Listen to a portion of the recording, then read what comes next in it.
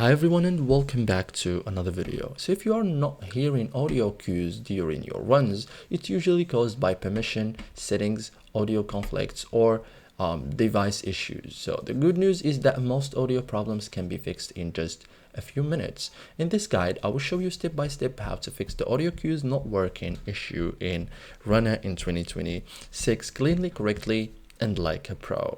So first thing first, why audio cues aren't working? Common causes include audio cues turned off in settings, volume set too low, headphones not connected properly, app permissions disabled, another app controlling audio. So most issues are caused by settings or sound conflicts.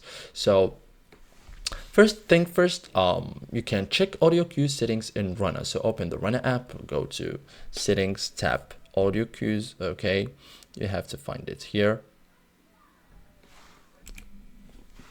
Make sure cues are turned on. Okay, so enable all cues you want to hear. So check phone volume. Okay, if it's low or high. So increase your phone's media volume, play a test sound or music, start a Runna workout again. Audio cues use media volume, not ringtone volume. Okay, check headphone connection.